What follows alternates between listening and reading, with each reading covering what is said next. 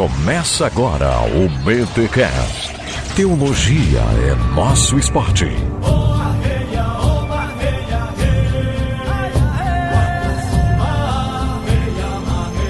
Muito bem. Começa mais um BTCast, de número 266. Eu sou o Rodrigo Bibo e aviso de entrada ruim. Já vou avisar que é ruim. Meu Deus. Na primeira igreja evangélica do Brasil, os índios já poderiam cantar Fernandinho. Faz chover, Senhor Jesus, derrama chuva neste lugar. Nossa, o estereótipo de índio aí foi lá no... Cara, porque daí eles iam fazer a dança da chuva, né, cara? Eles iam cantar o louvor do Fernandinho, né? Estão fazendo um anacronismo aí. Aqui é o Mac, que mané, Apache, Navarro, Tomahawk, aqui é Potiguara, mano. Olha aí, gente, estamos aqui em mais um BTcast, peço perdão pela minha entrada. Ai, mas estamos aqui para falar da primeira igreja evangélica no Brasil, Autóctone, nem sei falar o nome disso aí agora direito, mas vocês vão entender, Mac, nesse papo que a gente teve com a Jaque, iniciando aí os nossos especiais da Reforma Protestante. Meu amigo, mão no peito e sobe Castelo Forte. Cara, vou te falar, editei esse BTcast aí, aprendi muito, inclusive, tem gente que acha que os nossos índios são mequetrefe, ninguém dá muita bola pra índio e tal. Gente, escuta essa história que a Jaqueline vai contar aqui durante todo o podcast, que você vai sair desse episódio com uma outra visão dos nossos índios, cara, porque, os caras eram casca grossa mesmo, não era índio fajuto, não. É, mano, muito da hora. Então, gente, aprenda com esse episódio, realmente dados históricos que eu nunca tinha ouvido falar. Claro que eu também não sou referência na área da história, né? Mas é uma história que não é muito falada nos livros, cara, de história do cristianismo brasileiro. Realmente não é falado. Mas aí você pergunta, então essa menina tirou os dados aonde? Claro, existem fontes, mas que não são colocadas na maioria dos livros de história do cristianismo aqui no Brasil. Então, realmente um dado importantíssimo a Jaque traz pra nós. Ela deixa as fontes falarem, ok? Então, poxa, gente, ficou um baita episódio e com isso a gente dá então início aí aos nossos especiais da Reforma Protestante. Bem-vindo ao BTcast, o seu podcast protestante aqui na podosfera.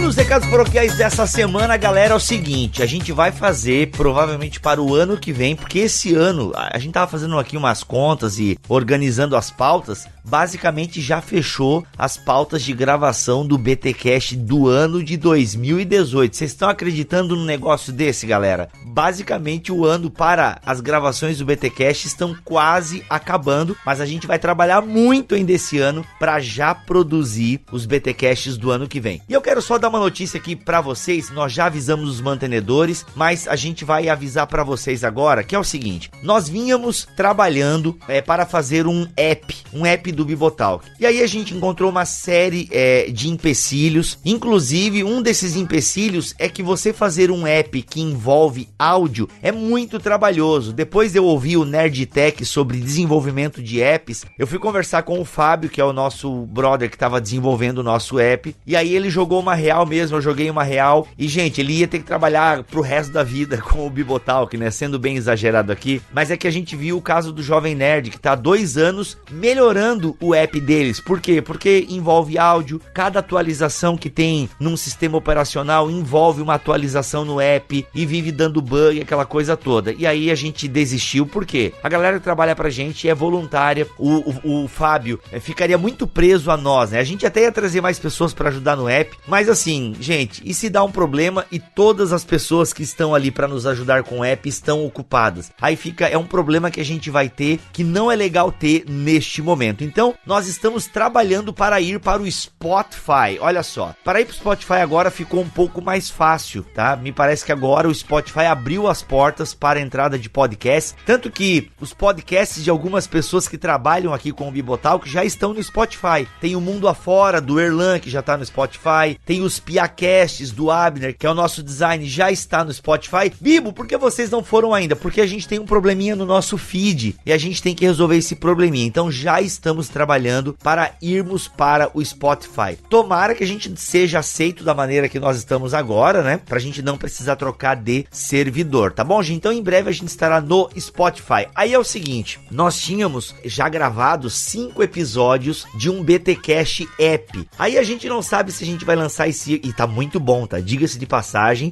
são 5 episódios que já estão gravados com Igor, Miguel e Cacau Marques sobre o livro Igreja Centrada de Timothy Keller. Esses BTcasts, eles vão continuar, ok? Talvez a gente não sabe ainda como é que eles vão ser distribuídos, talvez eles virem BTcast M para os mantenedores, não sabemos. A gente até está pensando talvez numa tecnologia aí, não quero entrar em detalhes aqui, mas vocês vão ficar sabendo, tá, gente? Então, no que a gente quer pedir oração para vocês? Para que a gente consiga arrumar bem o nosso feed, tá? E para que a gente consiga ir pro Spotify, porque vai ser muito mais fácil você evangelizar, falar dessa boa notícia que é o BTcast quando a gente estiver no Spotify. Então fica mais fácil divulgar a mídia pra galera. Beleza, gente? Então, orem por nós neste sentido. E já quero avisar aqui também que nós estamos em outubro. Eu estou tentando com a Amazon um especial da Reforma. Então dá uma segurada aí, porque a gente vai tentar uma promoção no final de outubro. Então você que não conseguiu comprar nada nessas promoções que passaram, fique atento aí que a gente vai tentar uma promoção agora no final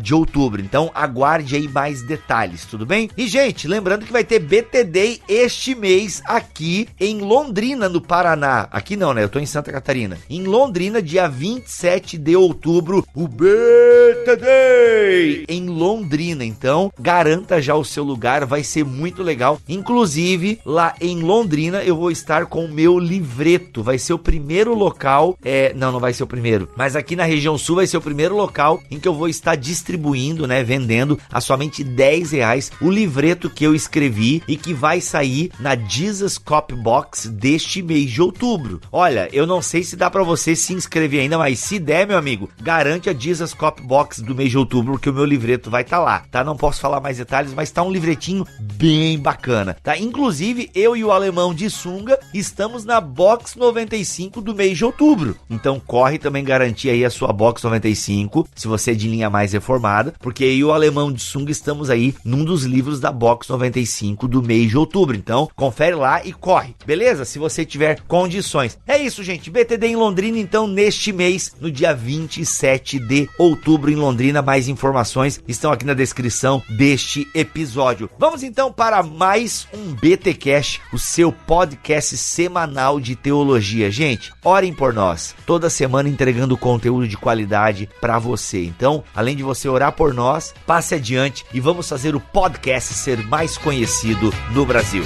Bora lá!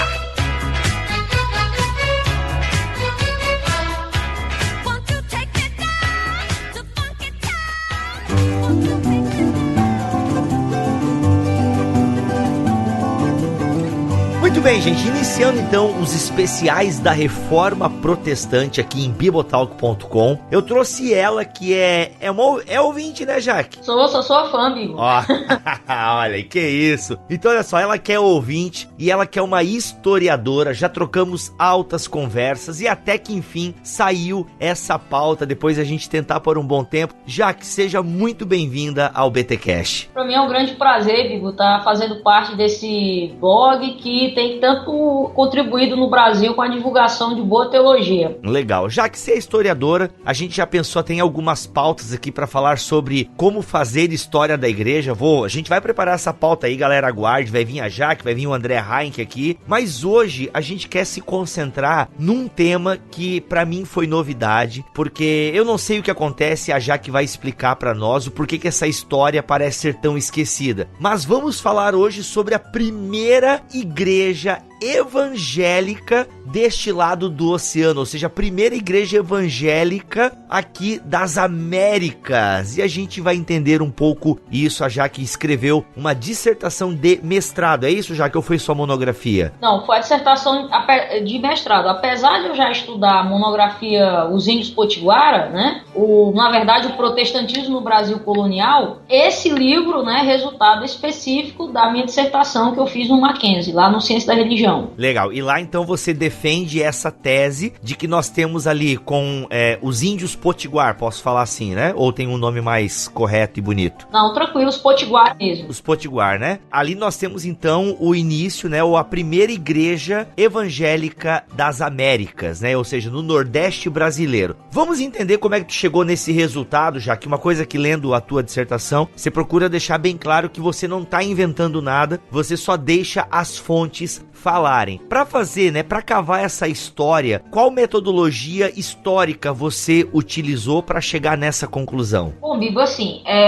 como historiadora, eu gosto muito da história do Brasil colônia, e como protestante, claro que sempre gostei da questão da reforma, né, desse período que na história a gente chama do período da primeira modernidade ou era moderna. Então, o que acontece, né? Quando a gente estava estudando sobre o Brasil colônia, então lá no período holandês, então eu acabei descobrindo, né, um material que, inclusive, tive a honra do Dr. Francisco Leonardo escrever o prefácio do meu livro, né, que é Igreja e Estado no Brasil Holandês. Quando eu descobri o livro dele, eu fiquei fascinada, né, pela obra que ele faz e tudo. Onde ele mostra ali, no trabalho da colonização holandesa no Nordeste, o trabalho missionário dos pastores holandeses aqui. Então, o que eu me interessei? Eu me interessei pelo outro lado da moeda, porque ele trabalha muito bem o enfoque holandês. E aí, então, eu fui buscar o outro lado, o enfoque indígena. Então, eu fui estudar, na verdade,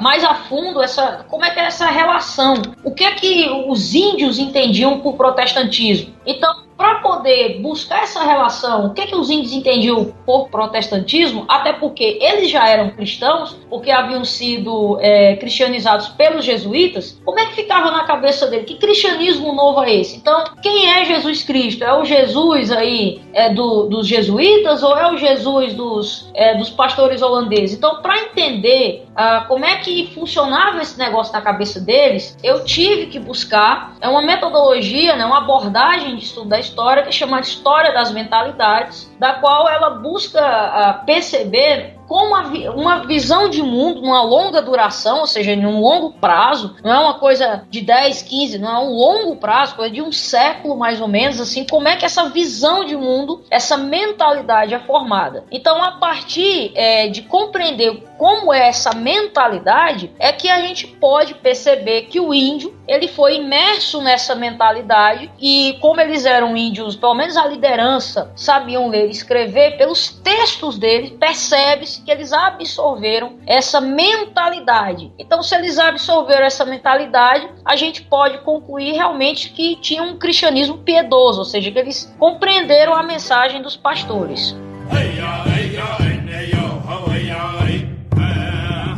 Já que na história agora, pra gente começar a se situar nessa conversa, nós estamos falando de que ano aqui na história do Brasil? A gente está falando do século XVII, então a invasão holandesa, né, ela tem dois momentos. O primeiro momento é em Salvador, que só durou um ano, 1624 até 1625. Nesse primeiro momento, né, foi retomado, o governo português retoma esse território, e aí o governo holandês ele tenta mandar uma ajuda para a turma que está lá na Bahia. Nessa viagem, né, para ajuda, quem é que vai? É o grande pirata conhecido como Baldwin Hendrickson, que é um grande pirata holandês. O cara tinha uma grande habilidade como navegador. Quando ele chega mais ou menos na Paraíba, no que hoje é a Baía da Traição, né, ele vê que não dá mais tempo, a Bahia já tem caído e tudo, então para lá, porque a Paraíba é a parte mais próxima, né, ali da Europa e tudo que a gente tem aqui do Brasil. Então ele para lá para pegar comida, para pegar água, para poder voltar para Holanda. Nessa parada tá acontecendo uma espécie de assembleia indígena dos Potiguara. E aí os índios Potiguara, eles eram índios que historicamente nunca se deram bem com os portugueses. Por conta de nunca se darem bem com os portugueses, os Potiguara, eles tinham uma boa relação comercial com piratas franceses. Então há um historiador da Universidade de Winnipeg, no Canadá, Marcos Meuise, que ele acredita que houve um diálogo ali entre holandeses e potiguaras em francês. e dali 13 índios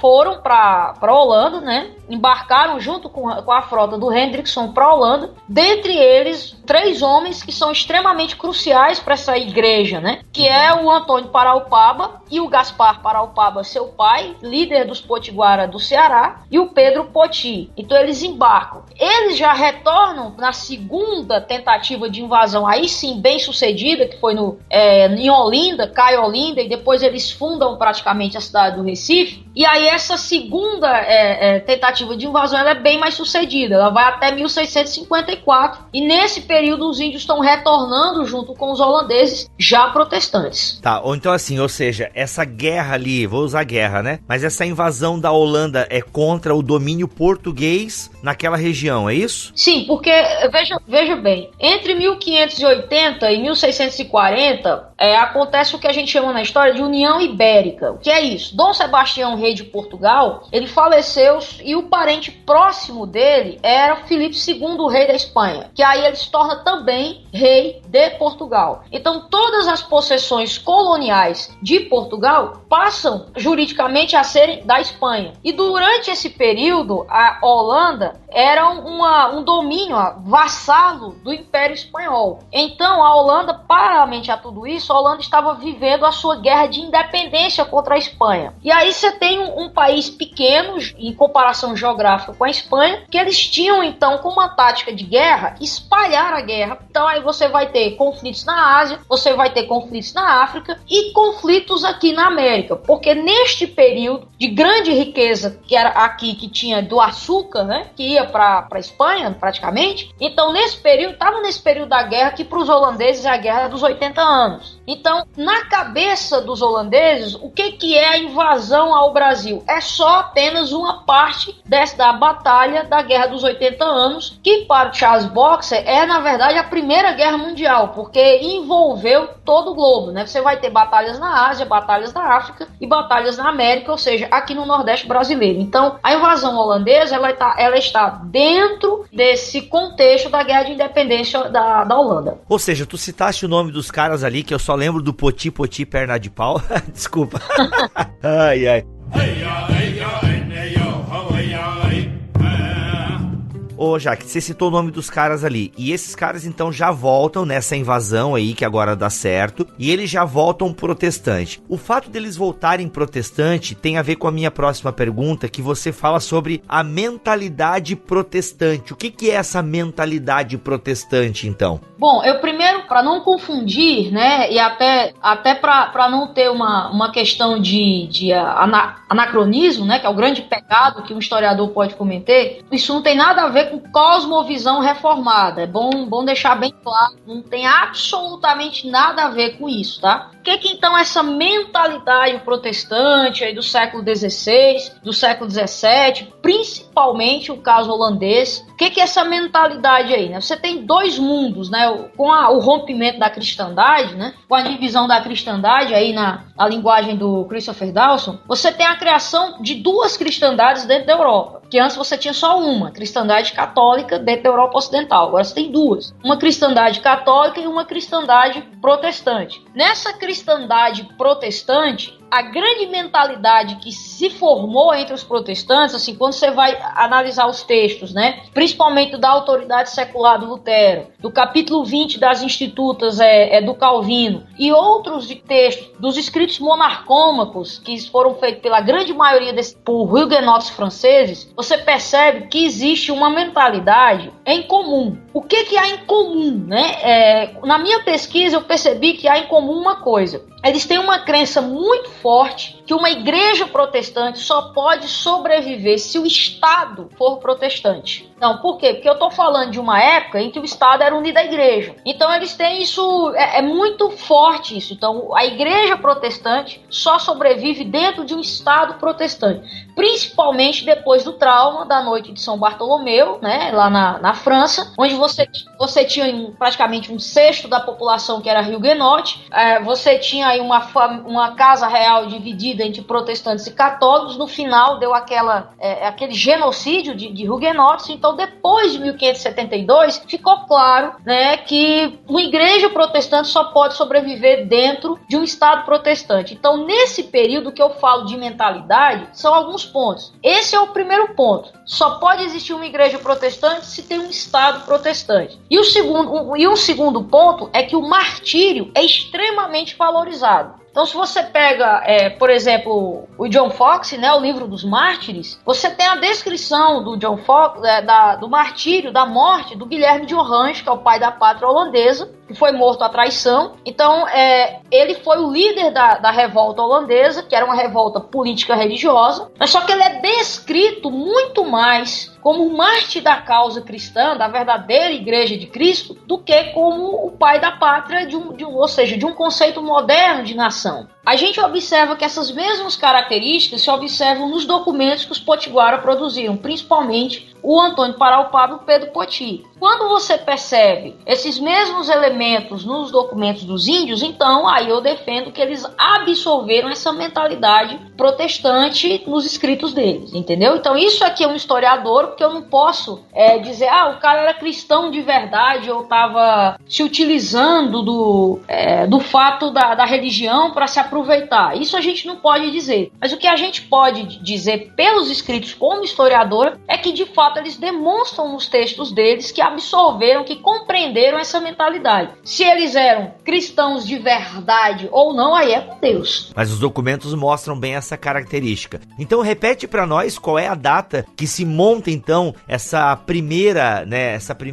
igreja evangélica aqui no Nordeste, ou no Brasil e também na América, né, digamos assim. Gente, quando eu falo na América, é todo esse lado do oceano aqui, ou seja, a gente tá falando da primeira igreja evangélica americana, ou seja, então, Estados Unidos, para você ter uma ideia, não tinha evangélico nos Estados Unidos nessa época. Repete para nós a data, Jaque, dessa igreja aqui no Nordeste brasileiro, e qual é a data que é atribuída à primeira igreja que geralmente o pessoal atribui como primeira igreja nos Estados Unidos ou até mesmo aqui na América. É só pra gente diferenciar algumas coisas para não deixar confusão, né? Sim, vamos lá. Quando você chega os primeiros peregrinos na América, 1609 por aí. Só que eles são o quê? Ingleses, né? Eu tô falando, assim, são de pessoas que nasceram no continente americano. É bom deixar bem claro isso. Então, essa é a primeira igreja formada por pessoas que nasceram aqui. Tá, então, qual é a data da primeira igreja evangélica de pessoas que nasceram aqui? Essa dos Potiguar. Qual é a data dela? Ela é de 1630. Ou seja, ela é do mesmo ano da colonização holandesa aqui. Agora, se a gente levar em consideração lá as palavras de Cristo que diz, onde houverem 2 ou 3 reunidos em meu nome, ali eu estarei, né? Se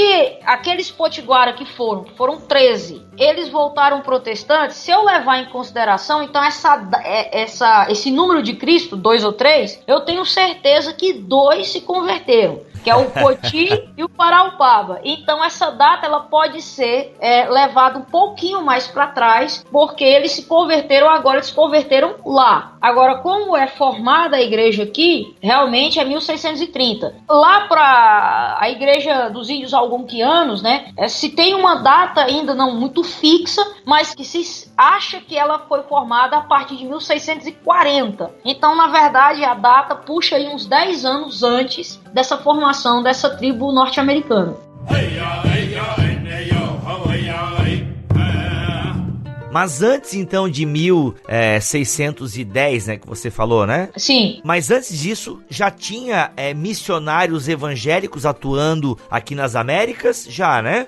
Antes disso você teve, por exemplo, o primeiro protestante que veio pro Brasil foi um luterano. Ele veio uma dessas caravelas muito de piratas que tem por aí, mas ele não vem com a ideia de fazer missão. Ele era apenas um luterano que veio para trabalhar, ganhar a vida e tal. Então o Hans Staden também, que era luterano e tal, que aí tem até foi um dos viajantes e tudo. Tem a experiência dos reformados franceses na Baía da Guanabara, que é entre 1505 1550 a 1560, porém eles não evangelizaram, ou seja, eles não foram atrás dos índios ali, não houve uma conversão indígena, pelo menos documentada, provada e tal. Então, de nativos, realmente, essa é a primeira vez que você tem o contato de nativos americanos com o evangelho via protestantismo. Tá, agora eu fiquei confuso. Pera, vamos lá. Ai, ouvinte, você talvez está ouvindo mesmo, como é que você não entendeu? Tá tão claro. Mas é que eu tô aqui na gravação, eu já tô pensando na próxima pergunta, você tem que me dar um desconto aí. Jaque, então, eu até ia perguntar pra você sobre a questão aí dos reformados na Baía de Guanabara ali, que é uma história muito bonita, diga-se de passagem. Sim. Essa história ali envolvendo a Baía de Guanabara, que eles até escrevem, né, a confissão, que até hoje ela é utilizada e tal, é uma história muito bonita que um dia a gente conta aqui. Ali eles não tinham montado uma igreja, alguma coisa assim? Tinha, mas era uma igreja francesa, ou seja, era uma igreja de europeus. Qual é a diferença? Você não tem gente nativa aqui do Brasil, gente que nasceu no continente americano. Entendi, ou seja, são pessoas que vieram e trouxeram a sua religião e montaram uma igreja. Muito provavelmente, se eles tivessem mais tempo, com certeza eles iam partir para o evangelismo, mas infelizmente não tiveram esse tempo. Ou seja, então quer dizer que essa história dos potiguar, ela me lembra muito quando a gente fala sobre o pentecostalismo no Brasil, né? Ou seja, que ele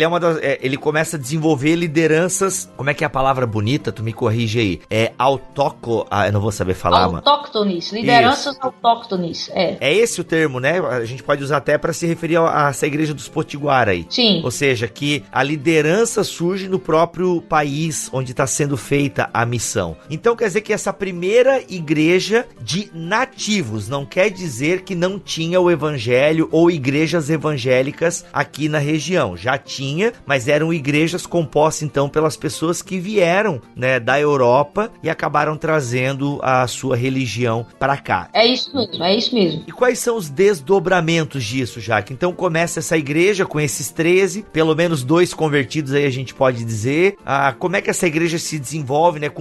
Eles se tornam os pastores ou não? Vem um pastor de fora? Ou eles são treinados nesse período que eles foram para a Holanda? Como é que é o desdobramento dessa igreja? O que acontece com ela quando eles desembarcam aqui, quando eles tomam de novo, tomam um lugar, essa coisa toda dessa guerra aí, essa extensão da guerra da Holanda contra o pessoal aí? Pois é, o que acontece? O Poti e o Paraupaba, eles têm mais uma função diplomática, o que a gente chama na linguagem da historiografia colonial, o perfil de mediador, né? O que é isso? Eles têm uma função de convencer outras tribos a passar para o lado holandês. A função deles é essa. A Holanda, ela manda para cá aproximadamente de 90 pastores para fazer o trabalho de aldeamento, do trabalho de missões. Um desses pastores, né, ele tem um grande destaque na aldeia de Maurícia, que era uma aldeia que fica hoje que é o estado da Paraíba, né, que é o pastor Davi van Dorensley. Esse pastor, ele tem um grande destaque como um pastor mais intelectualizado, que ele forma ali algumas lideranças que vão ser até um cargo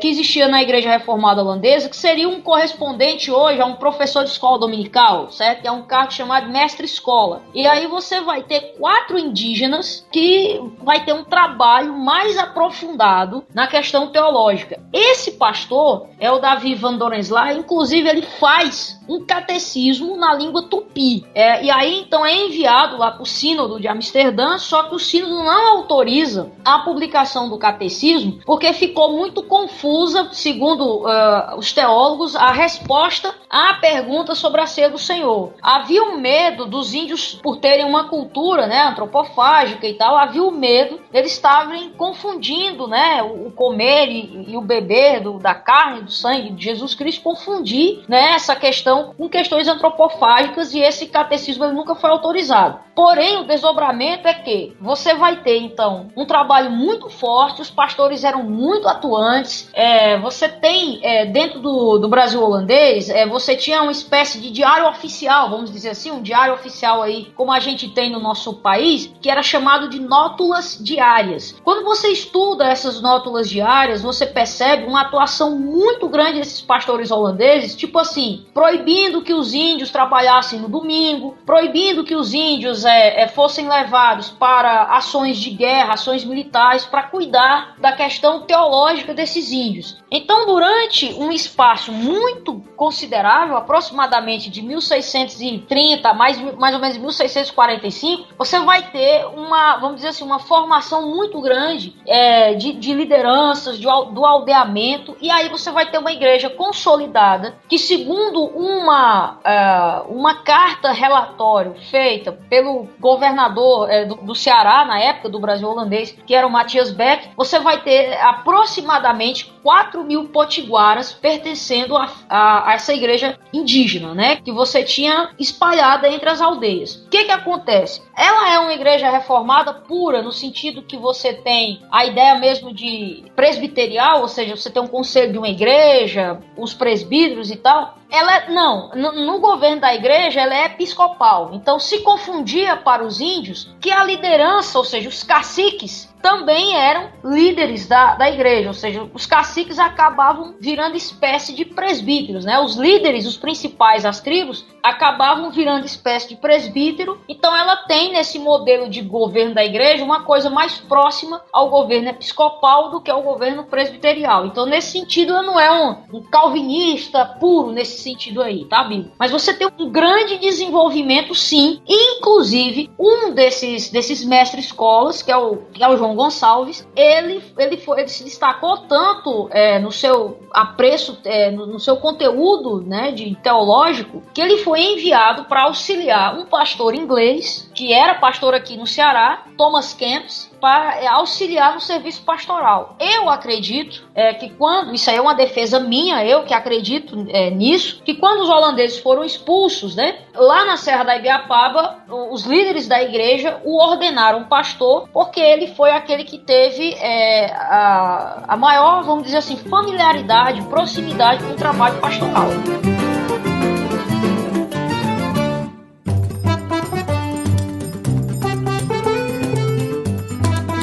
Quer dizer que então que essa igreja dos Potiguar, né, que tem todo esse apoio dos holandeses, chega um momento que os holandeses então são tirados do poder, é isso que acontece na história? E aí essa igreja também acaba sendo prejudicada? Como é que é? Nesse período, sem um Estado protestante, não tem como uma igreja protestante sobreviver. Então em 1654, os holandeses perdem a guerra, né? Então eles são expulsos. O que acontece com os índios? Quando você termina uma guerra, você tem que ter o quê? Um acordo de paz, correto? Você tem que ter aí um tratado de paz. E esse tratado é chamado Capitulação de Taborda, onde os portugueses prometem perdão a esses índios que se converteram ao protestantismo e lutaram ao lado dos holandeses. Os potiguaras simplesmente não acreditaram, né? Porque os potiguaras desconfiavam dos portugueses porque eles tinham fama de serem homens sem palavra, né? Que não cumpriam a palavra, né? Então não acreditaram e resolveram então se refugiar na Serra da Ibiapaba, aqui no Ceará. Então, para quem conhece o Ceará, a Serra da Ibiapaba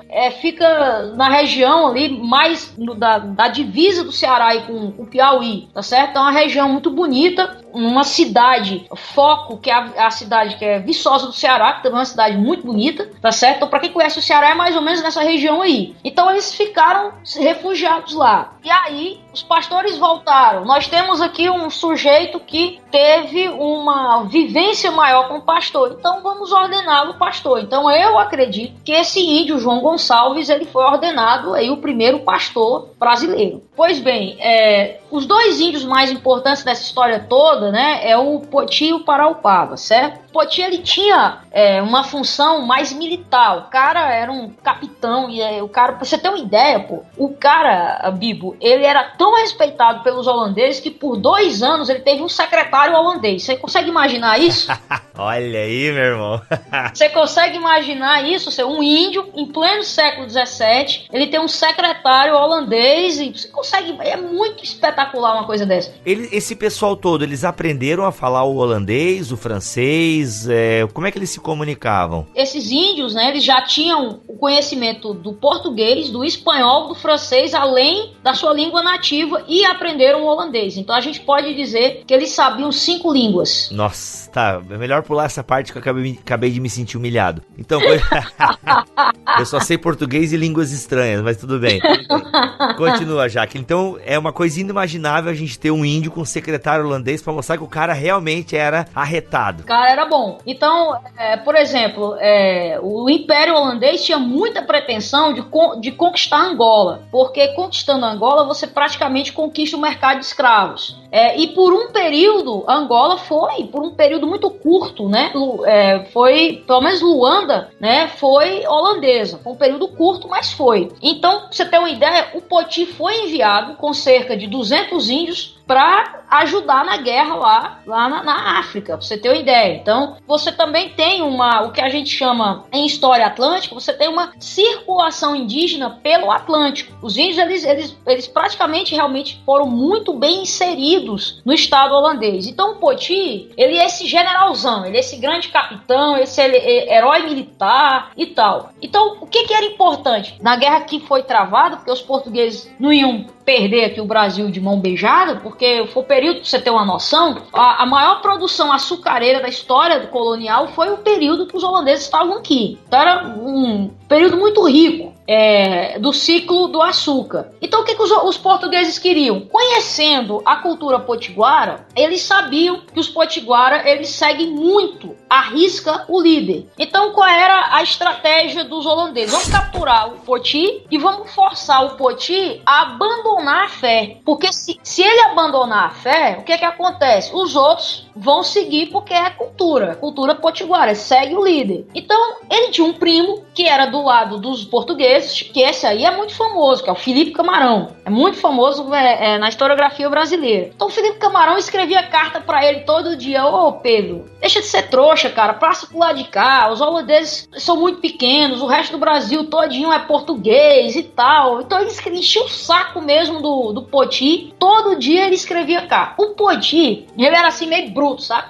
Ele só escreveu uma carta. E esse cara, o Poti era fantástico. E essa carta ele escreveu em que dia? 31 de outubro de 1645. Ê, garoto! Então ele escreve no dia da reforma essa carta. Aí ele começa a carta dizendo: ô, cara, não me amola.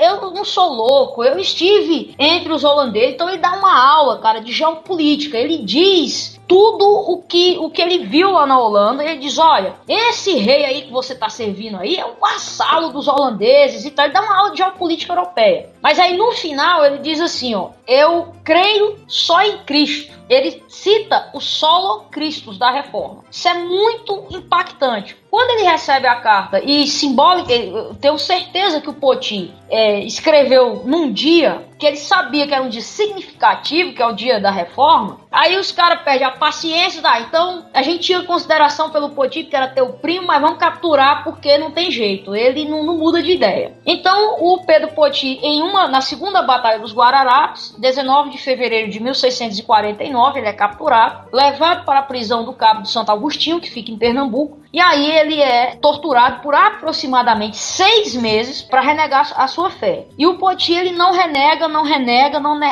de forma alguma. Então, o martírio do Poti é descrito pelo Antônio Paraupaba realmente como um martírio. Então, ele é muito poético, Paraupaba. Ele diz: aquela jovem cana verde envergou, mas não quebrou. Então, assim, o outro aspecto da mentalidade, ou seja, é levar heróis, vamos dizer, políticos à categoria de mártir. Então, que aí é outra coisa que eu trabalho no meu livro, né? Que o Pedro Poti, aí sim a gente pode afirmar com toda segurança, é o primeiro mártir protestante do Brasil. Tu falou uma frase ali, Jaque, que me chamou a atenção. Quer dizer que se o líder, ele trocasse de lado, a galera teria que seguir ele, porque nesse sentido, segue o líder, né? Não tô dizendo que todos os índios fariam isso, mas na cultura, a cultura potiguara é assim. Agora, o que acontece? Os holandeses, quando chegaram e os potiguaras iam se convertendo ao protestantismo, a tendência é que houvesse, e como aconteceu, essa quebra de paradigma. Só que os portugueses apostaram nisso. nisso. Não, vamos ver se eles vão continuar mesmo com o Poti morto. E continuaram. Eles quebraram mesmo. A religião protestante quebrou esse paradigma e eles continuaram mesmo com o Poti morto. E o cara aguentou firme. Aguentou firme e, infelizmente, ele falece em agosto de 1649. Até em agosto desse ano tu fez uma postagem nesse sentido, não fez? Já que eu acho que tô lembrando do teu Facebook, entre uma política e outra, você falou dele ali, não falou? Eu lembro. Acho que até a gente fez uma postagem no Bibotal, que eu te pedi um texto, tudo. Sim, falei sim.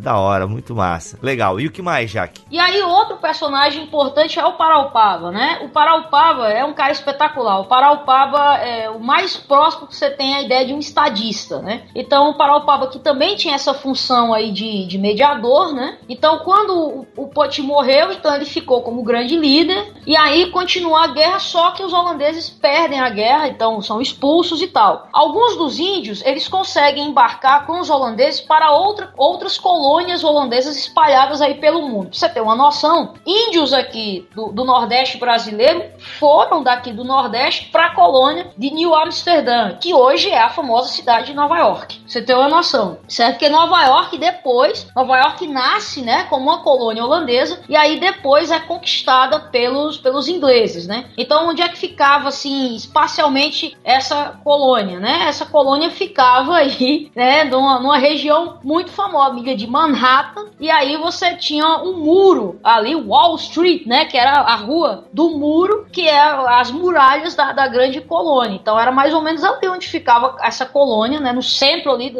vamos dizer assim, no centro financeiro do mundo. Então aí depois, né, os ingleses conquistaram, que aí no século XVII é muito famosa as guerras anglo-holandesas, ou seja, as guerras entre holandeses e ingleses. Aí os ingleses conquistam essa colônia e aí mudam o nome para New Amsterdã, para Nova York, né? York é uma cidade na Inglaterra. Então alguns índios conseguiram ir, né, para outras colônias, mas aproximadamente uma leva de gente muito grande, segundo o Matthias Beck, aproximadamente quase 4.000 pessoas ainda ficam aqui. E aí você tem o Poti morto. O que é que o Paraupaba faz com o resto da liderança indígena? E aí, vamos aceitar a capitulação de Taborda? Vamos confiar na palavra dos portugueses? Eles vão nos perdoar? Ou a gente vai inventar um plano mirabolante?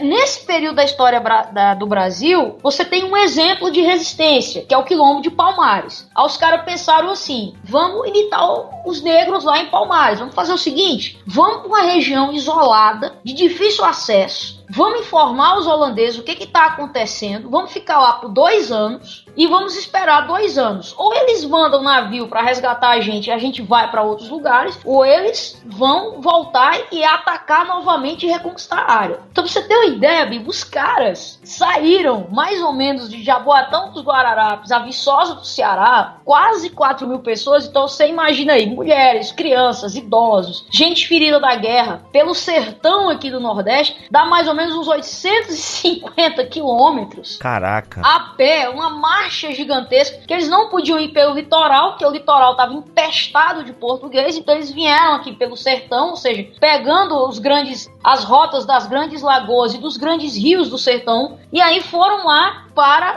a Ibiapaba. E chegando na Ibiapaba, que é uma serra grande, tem algumas cavernas, então eles ficaram lá. O que é que o Paraupaba fez? O Paraupaba fez uma coisa, cara, que é digno de filme. Não, já tô lembrando de Êxodo já, parece uma história do Êxodo isso aí, velho. Pois é, digno de filme. O Paraupaba disse, ó, vocês ficam aí, eu vou na Holanda, vou ali, volto já. Então ele pegou a mulher dele, os 2 filhos, desceu ali na serra, foi pra uma cidade chamada Camusim, pegou um navio pirata francês. Quem conhece o Ceará sabe que Camusim fica pra lá de onde o vento faz a curva, né? Muito longe, tá certo? Então pegou um navio pirata francês, foi pra França, da França pagou uma passagem pra Holanda, foi pra Holanda com a mulher e os 2 filhos e disse, olha, eu sou o capitão regedor mor Antônio Paraupaba, sou funcionário do Estado holandês e exijo me apresentar na sede da Companhia Holandesa das Índias Ocidentais e na sede dos Estados Gerais. Então o cara falou praticamente diretamente ao parlamento holandês, pra você ter uma noção. Então, ele faz 2 apresentações, uma em 1654 e outra em 1656. Em 1654, ele diz o plano. Ó, a turma tá lá, tá esperando 2 anos. O que é que vocês vão fazer? Vocês vão mandar navio para resgatar esse povo e mandar para outros lugares, ou vocês vão voltar com a armada forte e, junto com a gente lá, reconquistar a terra. Os 2 anos se passaram, 1656, aí ninguém resolve nada o que é que vai fazer, até porque a Holanda está envolvida com uma outra guerra, que é a guerra com a Inglaterra. E aí, cara, ele faz um discurso espetacular. Ele faz toda uma narrativa e diz, olha, eu vou contar pra vocês aqui quem são os Potiguara. Aí ele faz toda a narrativa histórica de como eles se encontraram, do que eles fizeram, do que eles ajudaram, tal. Aí no final, trabalho de oratória fantástico, ele usa a parábola dos talentos e ele diz assim, olha, não sejais como o servo infiel, que ao enterrar o talento, o Senhor virá e os jogará no lago de fogo. Então ele coloca o holandês como servo e o índio como talento.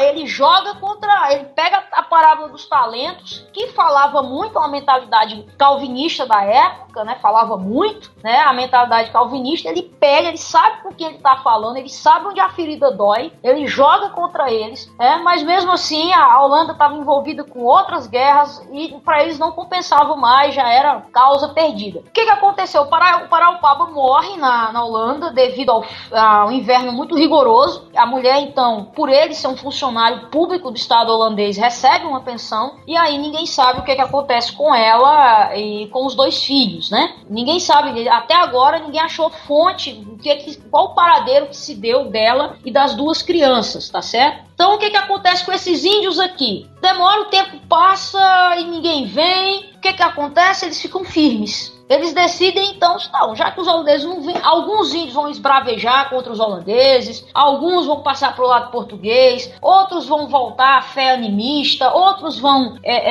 ir para o catolicismo, mas você vai ter uma resistência, um grupo que vai resistir. Esse grupo, então, ordena João Gonçalves a pastor. E esses caras ficam firmes. Aí Portugal fica incomodado porque os caras estão firmes, ainda tem uma resistência. Aí, para você ter noção de como esses caras eram firmes, Portugal destaca o próprio Antônio Vieira, o maior jesuíta da sua geração, destaca Antônio Vieira para tentar recatolizar aqueles índios. Caramba! E ele troca cartas com a liderança indígena. No relatório de Antônio Vieira, que é do ano de 1660, a gente não tem o documento dos índios, a gente tem o que Vieira fala deles. Então, por exemplo, falando sobre batismo, aí o índio responde e diz, um só batismo, não sei o quê. Então você tem fragmentos de uma teologia protestante pela fala do que Antônio Vieira diz dos índios. E Vieira... Vieira é Vieira, não é qualquer um, é o maior apologeta católico da sua geração. E ele não consegue. E aí ele chega a dizer assim, que os índios estão tão luteranos e calvinistas como se vivessem na Alemanha ou em Genebra. E para piorar, esses índios ainda fizeram um evangelismo com a tribo Potiguara. Caraca! Com a tribo Tabajara, aliás, com a tribo Tabajara, que é uma tribo aqui do Ceará, tá certo? Então, para completar, eles fizeram evangelismo com outra tribo. E aí o tempo passa, né? Então você tem o Poti morto, né? O Paraupaba tá morto. Aí lembra daquela leva de índios que saíram para outras colônias holandesas? Lembra que eu falei? Sim. Então tinha um índio que foi para Barbados, que na época era uma colônia holandesa. Ele foi enviado para lá para ensinar a plantar cana, né? A fazer o açúcar. O cara deu uma doida no cara lá, o cara chama Francisco Carapeba. Então ele chegou até, você tem uma noção, a sequestrar um navio holandês e tentar vir sozinho aqui pro Ceará para resgatar esses índios, mas aí a tentativa de sequestro obviamente foi descoberta e aí não conseguiu fazer isso. O que isso prova, Bipo? Isso prova que existia também um contato entre o Francisco Carapeba e os índios aqui, porque como é que ele ia saber dessa parada toda? Pois é. Entendeu? Agora resta aos historiadores, resta a mim e outros historiadores que gostam desse período descobrir realmente se há carta, relatório, alguma coisa, alguma coisa que há um contato entre eles aí. Então, o que acontece aí? O tempo passa, eles percebem Toda vez mesmo que tu fala o tempo passa, Jaque, eu canto automaticamente Faroeste Caboclo, só pra tu ficar a par da minha debilidade, das minhas digressões mentais. Quando tu fala o tempo passa, eu já começo a cantar Renato Russo. Renato Russo é muito bom, cara. Então, assim... Tu ia falar o tempo passa. O tempo passa. O tempo passa, o que acontece com eles? Eles percebem que os holandeses não vão vir mais, né? E aí, acredito eu, isso aí é uma crença minha, né? A gente ainda tem que estudar mais para poder... Na história existe uma coisa, é o seguinte: se você pode provar, ótimo, mas se ninguém provar o contrário, continua ainda como hipótese, tá certo? Ou seja, são deduções que você faz a partir de alguns dados que você levantou, como por exemplo, ali a nomeação pastoral do José alguma coisa ali, né? João Gonçalves. Você deduz a partir, né, do que você tem sobre o cara, sobre o que ele fez e tal, apesar de não estar descrito em nenhum lugar. Porque é o seguinte, cara, como é que você vai manter uma turma fervorosa sem a presença de um pastor? Hoje já é difícil, pô, imagina naquele tempo, num contexto ali de fé nascente, de uma nova religiosidade. Então, eu deduzo por conta disso, tá certo? E também para poder ter a comunhão, né? Para poder existir a comunhão. Então, isso é... Porque se ele troca, por exemplo, cartas com o Vieira e cita, por exemplo, a comunhão, então é porque eles tinham isso bem alicerçado na mentalidade religiosa deles. Então o que acontece? Alguns vão ser realmente, como eu falei, vão desertar, vão pro sertão, voltar pro animismo, outros vão voltar pro catolicismo, mas alguns vão resistir em uma guerra sangrenta que varreu o interior do Nordeste, chamada Guerra dos Bárbaros, brilhantemente estudada por um professor da USP, Pedro Puntoni, onde fala dessa resistência indígena até o fim na colonização com os portugueses. E aí acredito que essa parte mais fervorosa dos potiguara vão para as fileiras dessa guerra. Por quê? No ano de 1692 é encontrado, né, uma carta, né, de um sujeito. Olha só que interessante, o nome desse sujeito, um índio que participou dessa guerra dos bárbaros. O nome do índio, João o Pregador. E a gente sabe muito bem, né, que no século XVII a pregação é uma coisa muito usada para identificar o quê? Pastores protestantes. Então acredito eu que se você fizer as contas ali, ele vai estar bem velhinho, mas pode ser sim, sem dúvida nenhuma, o João Gonçalves. Jaque, olha só, a teologia a gente vai deixar por um próximo, ou para quem quiser é só adquirir o seu livro, que olha só, fiquei sabendo, tem na Amazon, então ainda você pode comprar pelo nosso link, e tem muito mais coisa, ó, são mais de 90 páginas de conteúdo, tem aqui o capítulo 4, né, Jaque, a periodização, organização eclesiástica, os ministérios, a teologia potiguara. Aliás, só uma errata aqui, antes que cortem minha cabeça, eu tava falando potiguar lá no começo, mas é potiguara, né? Eu errei. Potiguara, é. Potiguara. É que tu fala potiguar, parece até que tá falando wara, né? Potiguar é quem nasce do Rio Grande do Norte, né? Olha aí. É o gentílico do Rio Grande do Norte. Olha aí, essa mulher sabe. Muito bom. Jaque, alguma coisa que você queria falar, assim, pra gente finalizar? Já temos 1 hora quase de programa. O que você acha, Bibo? A gente não falou, eu preciso pelo menos falar isso aqui, que os ouvintes não podem ficar sem essa informação. Eu acho que eles tentaram, Bibo, fazer realmente um protestantismo deles, né? Eles não foram só uma cópia dos holandeses, assim. Eles tentaram fazer, porque, por exemplo, eles não pararam de dançar.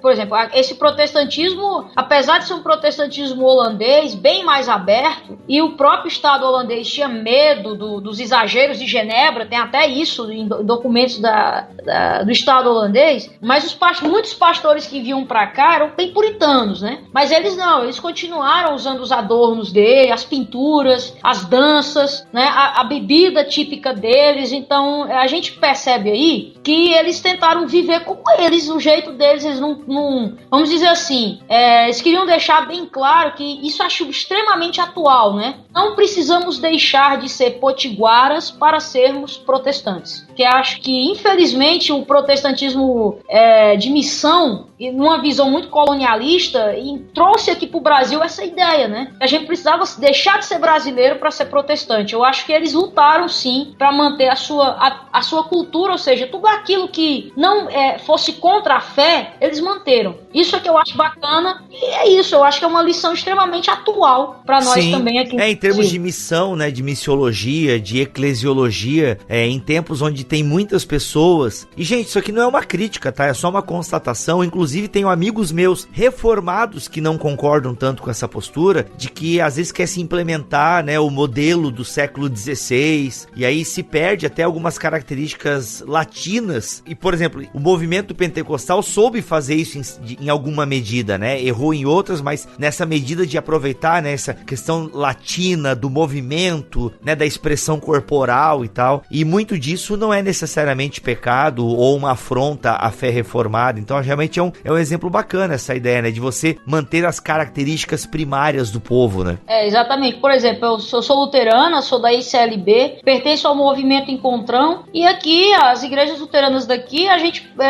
você vê que toca o forrozinho no culto, né? Por que não? É a nossa música, é a nossa expressão. Sim, sim. Não, inclusive a questão, o próprio estilo musical pentecostal teve muito dessa herança do forró, né? A típica música pentecostal. Afinal, a nossa matriz, né, é nórdico-nordestina, como diz o outro. O Gideon de Alencar, né? Essa matriz nórdica nordestina do pentecostalismo, tem esses elementos. E esse é um dos motivos pelos quais o pentecostalismo cresceu muito, né? Justamente a maneira com que ele soube lidar com a cultura, né? Apagando alguns elementos, mas mantendo outros e tal. Enfim, essas são outras discussões.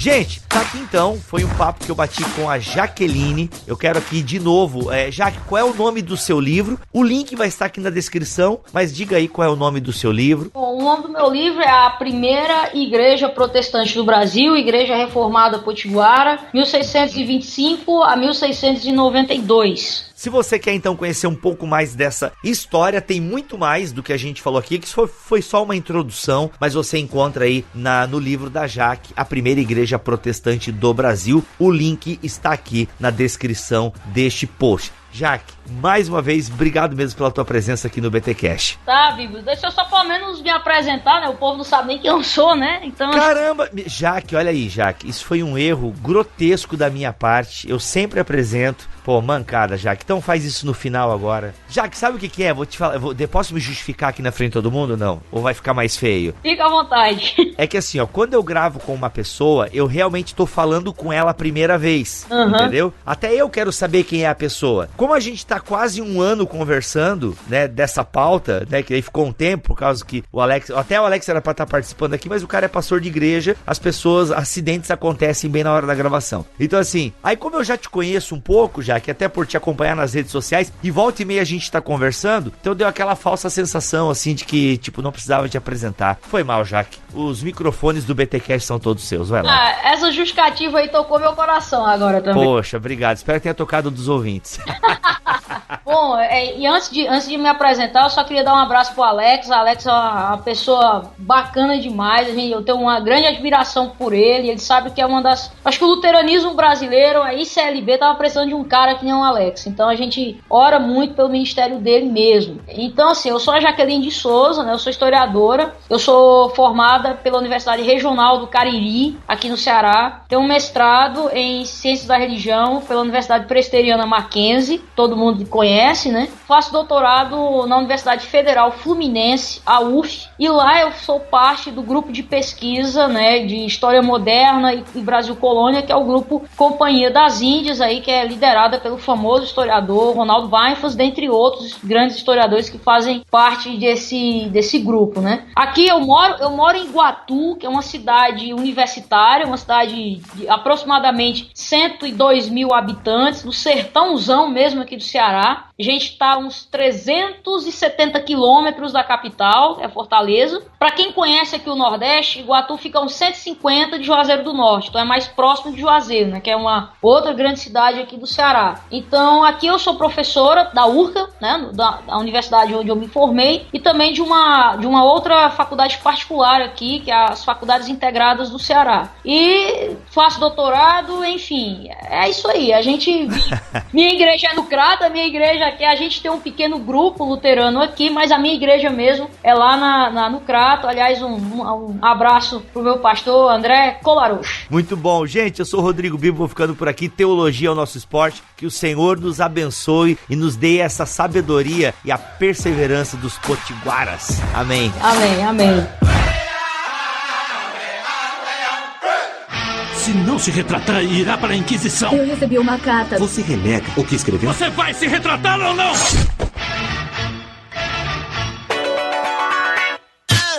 Fala, crente! Começa mais um Concílios e Guilhotinas aqui no BTcast. Olha aí, mais um episódio sensacional com a nossa querida Jaqueline. Mandou muito nesse episódio. E lembrando que se você, ouvinte, quiser interagir conosco aí, trocar umas ideias ainda sobre esse tema, você pode ir aqui na postagem desse episódio e fazer perguntas, trocar umas ideias. Ficou dúvida? Vai lá, escreve pra gente que na medida do possível vamos interagir com vocês, tá bom? Olha só. O nosso primeiro e-mail de hoje é do Carlinhos Vilaronga. Olá, galera do Bibotalk. Sou brasileiro descendente de espanhóis, mas por ser casado com uma linda descendente de japoneses, vivo no Japão há cerca de 15 anos. Caramba, olha aí. Acompanho o BTcast há alguns anos e já ouvi tudo desde o episódio 1. Hoje a família Bibotalk está grande e fico feliz pela equipe e conteúdo, mas o coração está com o BTcast.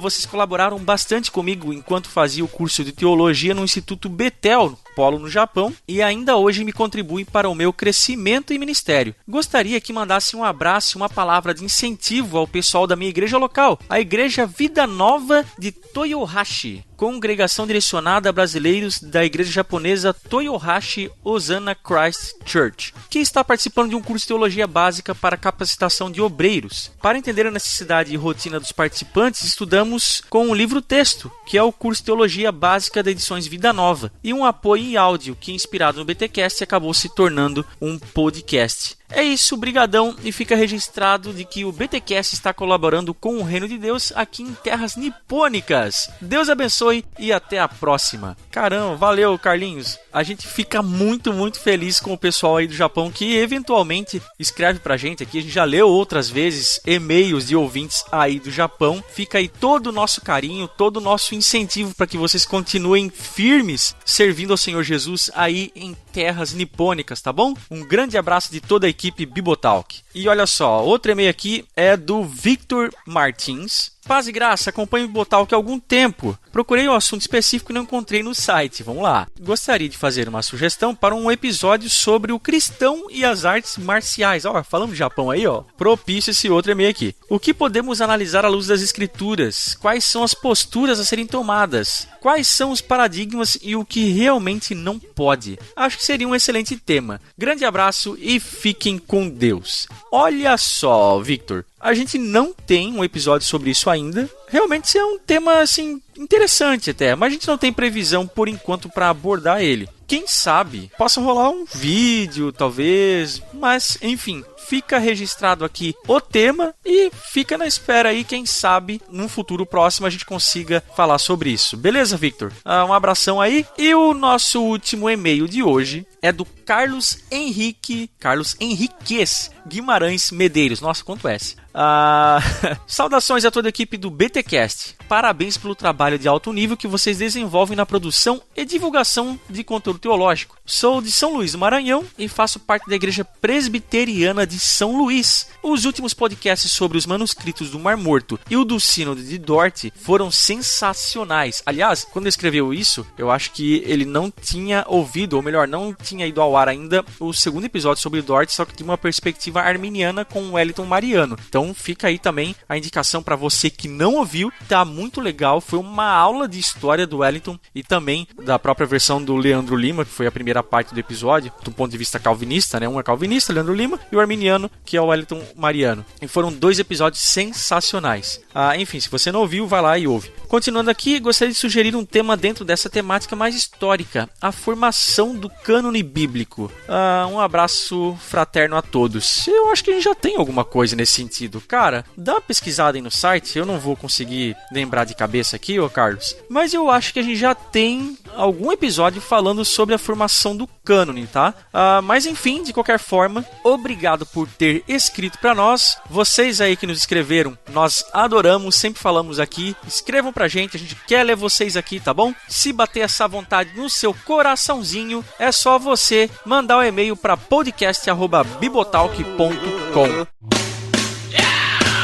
Você também pode mandar áudio para nós, o seu efeito BTcast, aquele áudiozinho maroto de no máximo 1 minuto e 30 segundos, sem muito ruído, viu, gente? Não vai aí gravar brincando com os filhos, no shopping, no trânsito, a não ser que você esteja no carro, assim, num lugar silencioso e tal, mas sem muito ruído, porque senão complica, a gente não consegue veicular o seu áudio aqui, tá bom? Mas grava aí no seu celular, praticamente aí todos os smartphones possuem um appzinho aí nativo de gravação, beleza? Aí, fala aí pra gente todo o seu amor, todo o seu carinho, despeje aqui nos nossos ouvidinhos que nós queremos deixar gravado aqui nos anais da podosfera, beleza? Aí o resto é fácil, é só você pegar esse arquivo aí e enviar para o nosso e-mail, o podcast@bibotalk.com.